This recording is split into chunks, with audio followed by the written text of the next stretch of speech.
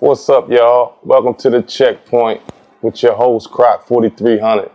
I got my man Ivy up here with me, aka Preacher the Teacher, CEO of 1924 Music Group. Yeah. Man, you know, I appreciate you coming on the show, man. Appreciate you having me. You know what I mean? I'm just really starting to brand the show, amazing platform. As you know, for up and coming artists, you know, to come on here, you know, tell their struggle, their story, whatever they promoting and things like that, and you know, just advice or their input, or you know what I'm saying, like what things can be doing better in the city, you know what I'm saying, because like Baltimore really building the whole industry within itself too. You see what I'm saying? And you being, you know, CEO of 1924, man, I feel like you can give some, you know what I mean, some good information back, you know what I mean, to the viewers and the people that's tapped into the Checkpoint. Man, anyway. You know what I'm saying? That's what I'm here for. Information, you know what I'm saying, you got to give back, man, that'll be perfect. Anything. And I know you like to get in your bag and shit, man. That's where I need you at. That's where I need you at, man. They trying to get me revved up already in the beginning. And I need you to teach. Hey, ask the questions away, man. I'm gonna give it to you. Before we get in that, man, I just want to ask you, like, how long have you been, you know, dealing with the music group? I mean, dealing with the music scene. I've been in the music game, honestly, for probably the last 20 years, and I might be shorthanding myself, but when I came out of school, 1998. I was already doing music while I was in school. I mean, my first demo tape was a cassette tape. I used to live in Owings Mills, and when I was young, a guy named Mike Baker, he had was considered a studio to us. It was like a recorder, mic hanging over a clothesline rail with the sock at the end, the regular mic. And we recorded, and then we recorded our demo with that tape at the time. I was a rapper. Okay. I didn't know singing was really something I was going to pursue. I mean, rapping at the time was the thing, you know, the LL Cool J's, everybody. I wanted to be LL growing up, so kind of like that was the thing. So I called myself MC Slow Child. And this is the funny part. People want to know why I call myself Slow Child.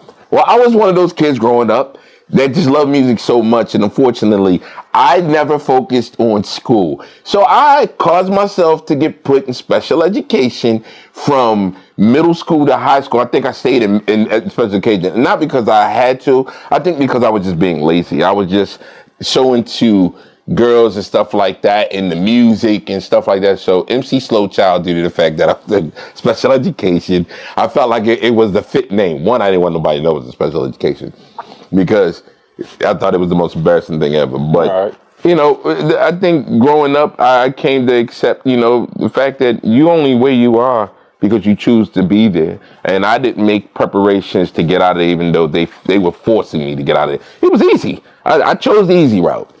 Math was the same, and the classes were the same. So all right, let's get back on topic. When was 1924 created? Oh, wow. So 1924 Music Group was a spinoff from Low Key Music Group, which was not the first company I started. I went through transitions of rebranding. I started 1924 Music Group after my Def Jam deal. So I've been in the industry for a long time, dealing with a lot of, you know, people, mentors like Tommy Mottola, Corey Rooney was a mentor of mine. Troy Patterson, he was one of the few here. So Low Key Music Group was that company. I went through my trial and errors with that. Made my mistakes. When Replay got signed to Def Jam, it was Low Key Music Group and Phantom Boys Music Group. We were partners and walked into a deal with Def Jam. When that deal, we left the label, wanting to get the girls off the label. We felt like at the time was just bad timing for them.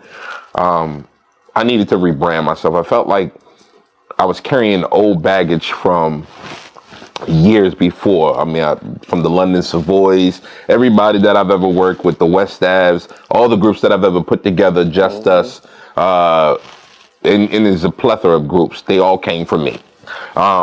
Yeah, keeping it a buck. If you were anybody that was well known in the city of Baltimore that was in a group, I built you.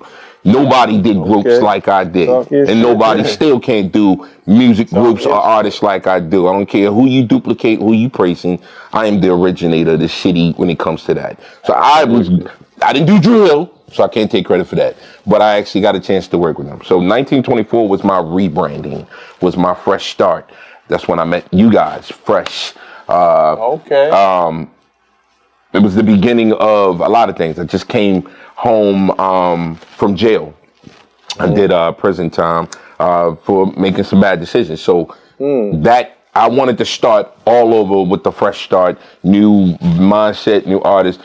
Low key is still the foundation of who I am and what I've created. 1924 is just a fresh start. Absolutely. I remember meeting you. Change the game. Yeah, got to. So, you know, as a man that's been in the music industry for over 20 years, you know what I'm saying? What's some advice you can give to the up and coming artists that's getting in the game?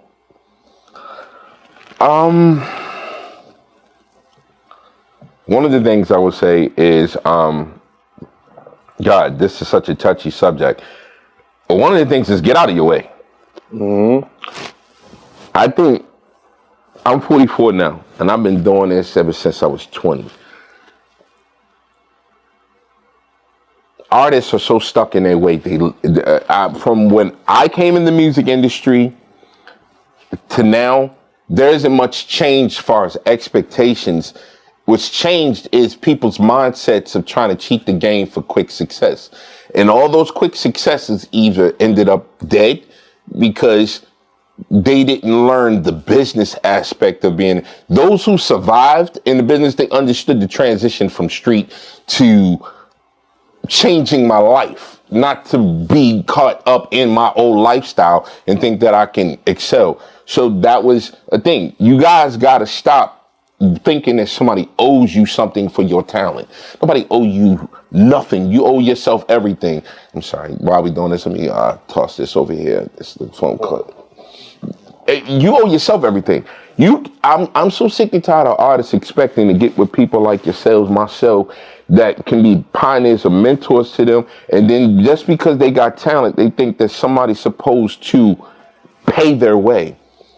If I can give you any advice, outside of any help that you can get, you have got to be the fire starter before the blaze happens. If you don't like the match, don't expect somebody else to come and keep you warm. You're going to have to light the match, and then I'll add the kerosene or the gasoline or whatever to make your fire hotter. But I'm not going to be the one to start your fire for you. These artists do that. Yeah, I agree with you, man. I agree. Stop being lazy. That's my advice. There you go. Want it bad enough to get your butt up and get to it. Nobody's making you. All right. Like, can you give some insight on, like, what you look for when you're looking for talent? One is somebody who's involved in being creative. I think that for me, because I'm not desperate enough to now just want to work with people just because you do what everybody else do. I want people that's setting a different vibe. Somebody who's, I've always come up learning in the industry that in order to be successful, you got to be an untapped product in an untapped market. There's too many doing the same thing in the same market, and you're fighting to get successful, and you'll never be successful. You know why? Because you're doing the same thing that Pookie, Dookie, and Shuki did, and either one of them are already on, popping, and you trying to do what they doing. I'm already hearing them. I don't want to hear you because it's the same thing they're already doing. Be creative. If a painter paints the same painting that the original painting or painter did, why would I want to buy your painting when I can get it from the original person? You're going to give it to me watered down, has no value, and ain't authentic. Go create your own Picasso and let me have my pick of the litter. It's like music. I don't want to hear this. I want to be able to hear your rap. That's why I still love old hip hop. I like new hip hop, but it's only a few of y'all I can stomach. Keeping it a buck. Absolutely. So with that said, what kind of strategies or steps they can take, you know what I'm saying, to get noticed by professionals or, you know what I'm saying? A plan, a rollout. One of the things about the industry now than what it was then, and still then, for those who are pioneers of the game, they didn't just let somebody do it for them. You got to know what you're doing. And for those that don't know what they're doing, the first thing of knowing what you're doing is getting a clear understanding from peers, professionals, anybody that you can to know whether or not your record is good enough to even put out. That's the first thing. Some of y'all want to be successful and your records are garbage. Garbino. I'm sorry, you like it, the world don't. It's poop. It'll never be a 10-year classic. You're doing stuff that sounds good right now. That's cool, but what else can you give me? Gotta give it some substance. Give some substance. Man, bro, these artists is killing me these days. You know what I want to see these artists do as long as I've been in this business, 20 years? Give me something that I can have an option. I want a playlist of good feeling music that can give me this, that, and that. If everything is giving me suicidal and kill you and I want to just bag up dope, what hope do I got to give in my mansion and not having to look over my daggone shoulder? And let me say this 2 sentences on camera. Yeah, I did hit the blunt. I hit the blunt. I didn't say I was a pastor. Let's keep it a buck. Let's get that together, because a lot of y'all, I'm not no hypocrite. I never said that I was holier than thou. And one of the things too, when you can point that in the Bible to me, then we'll have an argument. Now, destroying the temple is one thing. Too much of anything is destroying you. So you drinking too much water, you're sinning. Absolutely. So don't be pointing your finger at me. I didn't Just say that I no was to drugs, perfect. man. Yeah, I ain't doing crack and dope. I smoke from the earth here and there to keep my mind right. But I live for God. Absolutely. I love God and I love music and I love everything. It's not a hypocrite. Look in your Bible and show me what you fighting with, and then we can argue. All right, so look, we're gonna move on. As a mentor, like, what's the most important lesson, you know what I mean, that an artist should learn, both professionally and personally? Humility, one. Break that down for the people that don't understand. So humility, but still being noble. You don't want to be so humble you forget who you are. It's a lack of confidence that needs to be with you being an artist, but not being entitled and arrogant, because nobody owes you nothing, especially when you ain't made nothing. Let's talk about that in Baltimore. So even the ones that have gotten signed and everything, if you're not surviving completely off of your music career, you're doing exactly what the next man that want to make a poor choice, if he chooses to do that, go do. If I want to go sell drugs, I can have exactly what you had too. The difference is who gonna get caught first, because it only eventually happens one of 3 ways. You either make it and get out in time, you either get caught, go to jail, or somebody else hating on you and go and kill you because you did something on their turf and all that stuff. So what I would suggest is humility. And understand that you got people that come and tell you the truth about your material, about yourself, because this is more than just art that sells. You have to sell you. The fans are not just buying great sounds. It's a bunch of that. They're buying into you. They want to know, what can I connect to or relate to you? So humility. Be able to talk to people. Don't be hiding in. You niggas is broke out here. Besides your dope money, you're broke. And I'm going to tell you why you broke. Because if you don't own nothing, you're broke. We're broke. To own something is wealth. What do you own? You own your house? You own your car? Do you own a business, or you continue working for somebody else? Or even if it's at the low level, at least you got something. Don't end up with nothing, people. That's what it is. So is there like any specific resource or platform that you'll recommend up and coming artists to further their education?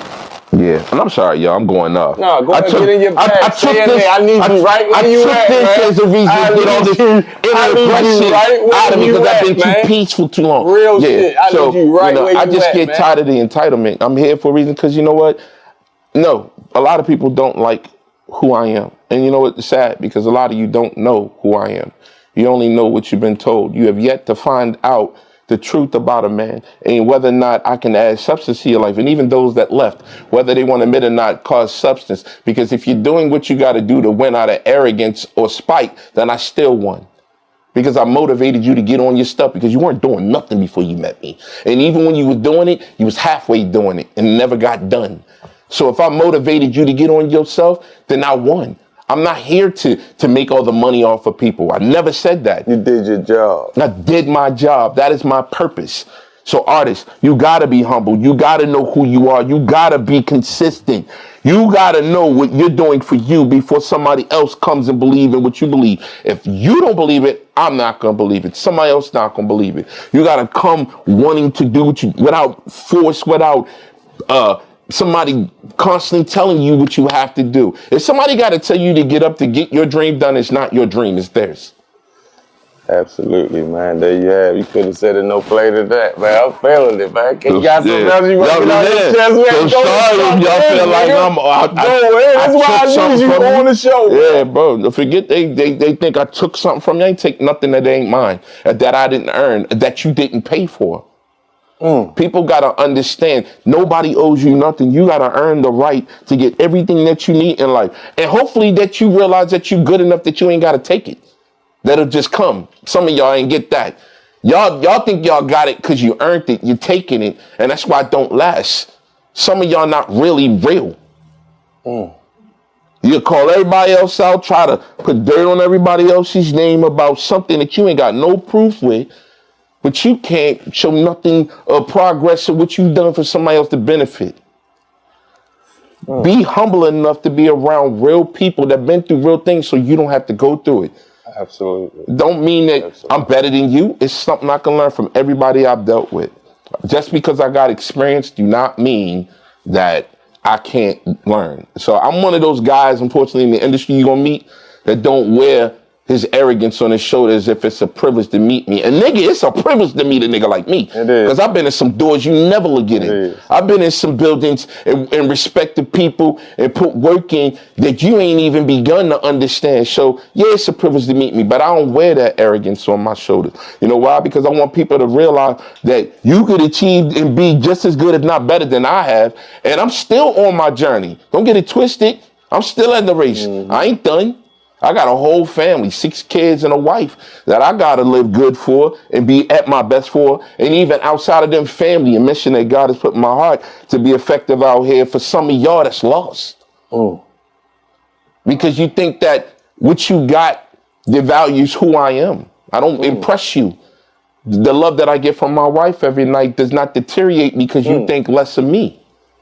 Or my children. They still going to great schools. You know why? Because me and my wife still instilling great values in them. That's living. Y'all don't understand what living is. You're broke. You're trying to impress. You don't have it. You're putting on the front.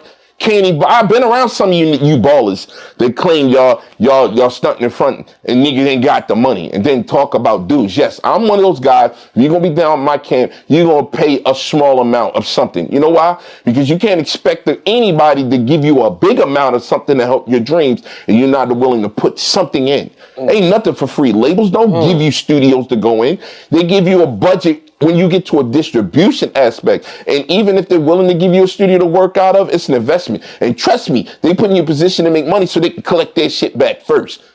And that's why y'all breaking up from some of these companies. You niggas is mad because you made some money and you think it's yours. They like, nigga, I got to put that money back in my pot to put it back into you so you can continue being successful. But you want the money.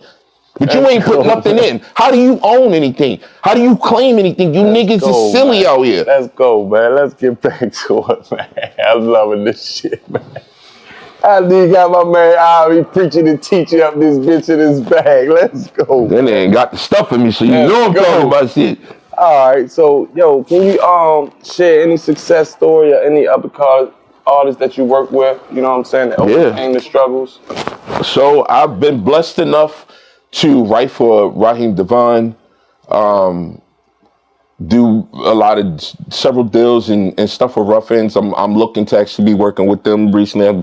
Me and Dave have been chopping it up. So me and my partner Marcus Canty, who I do write with, I do write by myself as well, but me and him, we are a strong writing team together. We actually got Pleasure P's newest record, Galaxy, written by me and him. And, you know, that was a blessing. And, you know, producers that I've signed like Ross Sampson and all them who are multi-platinum producers that obviously feel trust and loyalty in a place because they have experience too. So they wouldn't be here if it was so ratchet or messed up or so fake.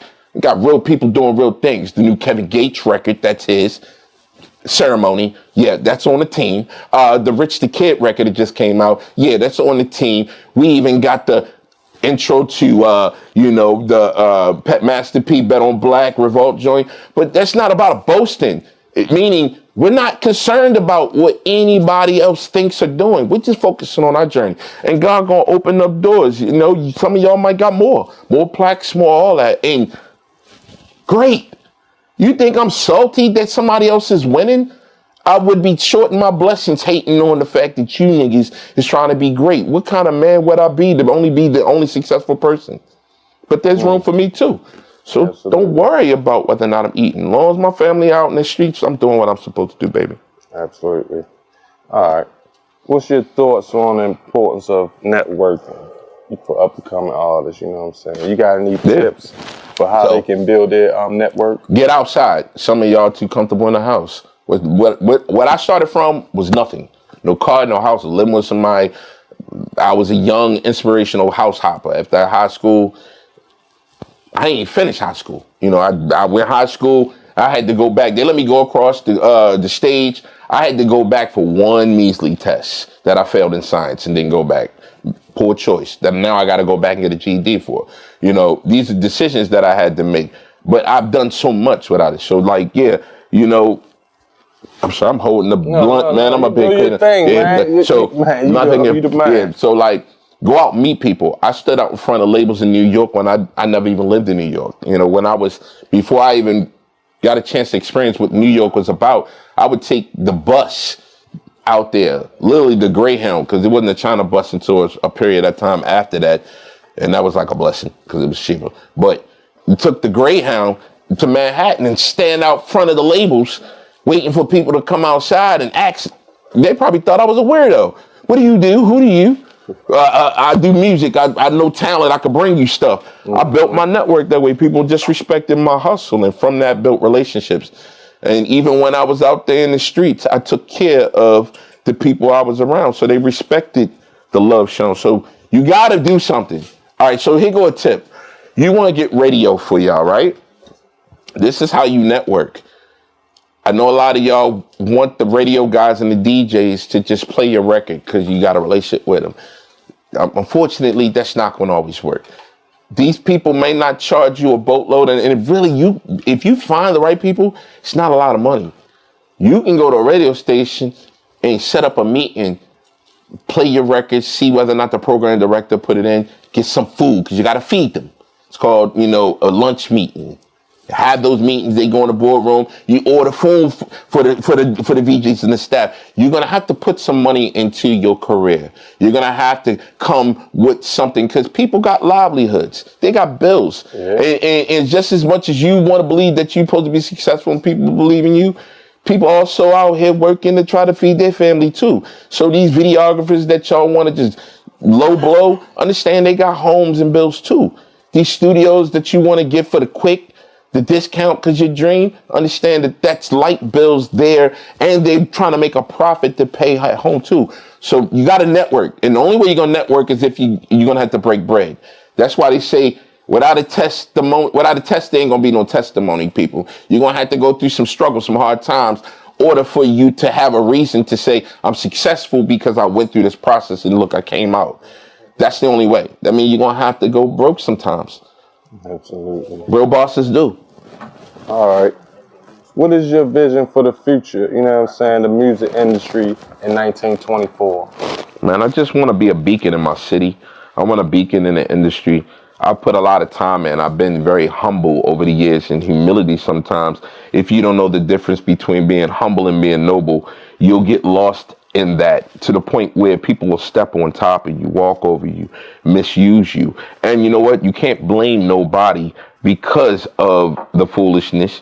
And I was to blame for a lot of the mistakes too. Doing too much that wasn't even necessary, but you allow that. So, me personally, I'm just at a different place where I want to put people in position. I want to be able to not feel like it has to be me. Why can't it be you? Why can't I be a connection to you? But why can't what we do, which we don't do in our community, especially the Black community, why can't we put each other in position to make good money and to treat you at your value so that way you can put that same value without undercutting me, because you're getting that value so you can revalue that and it can be a trickle effect. We all live good. We so busy trying to low blow each other. If I could try to get people to do that, so my preaching is a part of that. I believe that's my ministry. It's not just to help people be successful.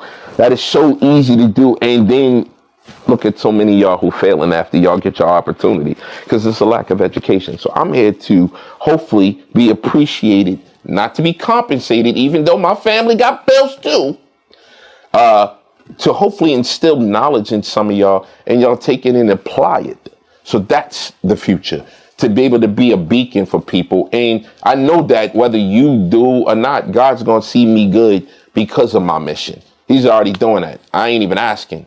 Just because I'm walking in my purpose, God opening up doors for me and my family. And I'm cool with that. There it is, man. There you have it, man. I got my man Ivy, preacher to teacher up here, man. We're going to be right back. We're going to go pay some bills. Yeah, that.